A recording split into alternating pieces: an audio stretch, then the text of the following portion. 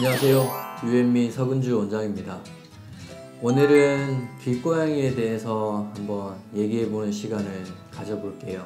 일단 길고양이를 포획해서 오시는 분들은 거의 대부분 캣맘 분들이거나 구조하는 분들의 도움을 받아서 일반인 분들이 치료나 분양 등의 목적을 가지고 오시는 거기 때문에 거기에 대해서 상세한 내용은 지금 이 시간에 말씀드릴 필요는 없을 것 같고요. 오늘은 내가 길고양이를 발견했는데 마음이 너무 쓰이거나 아니면 본인이 도와줘야겠다고 해서 구조해 온 경우에 대해서만 얘기해 보는 걸로 할게요.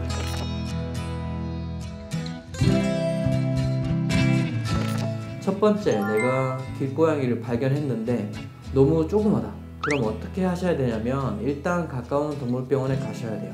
아기가 신체 검사상에서 특별한 이상은 없는지, 분유는 잘 받아 먹는지, 이런 전반적인 상황에 대해서 수의사분들과 상의를 하고 필요하다면 교육을 받으셔서 그 이후에 고양이를 케어하시는 것을 추천드립니다.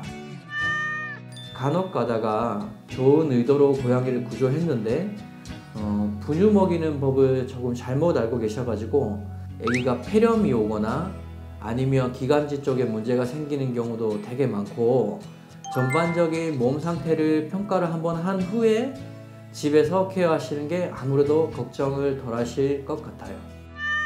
내가 길에서 고양이를 발견했는데 내가 구조를 할 수 있다, 잡아서 안아 올릴 수 있다는 것은 두 가지를 의미하는데, 아주 어린 개체이거나 아니면 큰 아이인데 몸 상태가 너무 안 좋아서 내가 잡아서 드는 행위에 저항을 못하는 경우, 이 두 가지로 생각해 볼 수 있고, 그 후자는 상태가 안 좋을 가능성이 굉장히 높습니다. 고양이들이 많이 걸리는 전염병에 걸린 거일 수도 있고요. 아니면 밥이나 물을 못 먹어서 면역력이 떨어지고 건강 상태가 안 좋은 아이일 가능성이 굉장히 높겠죠. 이런 경우에는 당연히 병원에 오시는 게 좋고요. 병원에 오셔서 아이가 어디가 안 좋은지를 검사를 해보고 그 뒤에 보호자님이 직접 입양을 하실 건지 아니면 관계된 기관에 의탁을 하실 건지 그런 것도 한번 같이 생각을 해봐야 될 것 같습니다. 간혹 가다가 보호자분들께서 고양이를 구조했는데 일단 집으로 데려가시는 경우가 있어요. 정보를 몰라서 그럴 수도 있고, 시간이 너무 늦어서 마땅한 병원이 없어서 그러실 수도 있는데, 그런 경우에 가장 중요한 것은 기존에 고양이가 있느냐 없느냐이고, 만약에 우리 집에 고양이가 있는데 내가 고양이를 구조해 왔다, 그러면 정말 반드시 격리를 하셔야 됩니다. 직접 만졌다가 다른 고양이를 만지는 경우를 차치하고도 같이 물품을 쓴다거나 물그릇, 밥그릇, 화장실을 공유하게 되면 나중에 굉장히 후회하실 일이 생길 수 있습니다. 예를 들면 길고양이가 가장 많이 가지고 있는 전염병은 고양이 파보 바이러스인데요.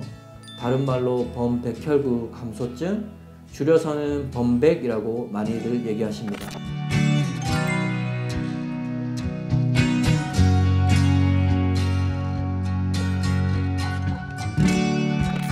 만약에 범백에 걸린 고양이를 내가 마음이 쓰여서 구조를 했는데 우리 집에 데리고 와서 같이 생활했다, 그러면 집에 있는 고양이한테 범백 바이러스는 100% 노출됩니다.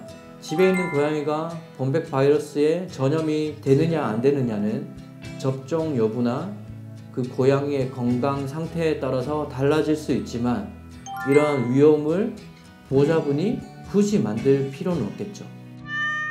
그리고 또 하나 주의하실 점은, 내가 구조한 고양이의 피부에 기생해서 사는 여러 벌레, 예를 들면 벼룩, 진드기, 이런 것들이 있는지 자세히 살펴보셔야 되고, 만약에 벼룩이나 진드기가 있는데 우리 집에 데려왔다, 그러면 당연히 집에 있는 고양이한테도 옮을 수 있고, 벼룩 같은 경우에 보호자님 머리에도 옮을 수 있기 때문에 꼭 주의하셔야 되고, 항상 구조한 고양이를 집으로 바로 데려가시는 것은 지양하시고, 만약에 꼭 집으로 데려가셔야 된다면 꼭 격리하시는 게 좋을 것 같습니다.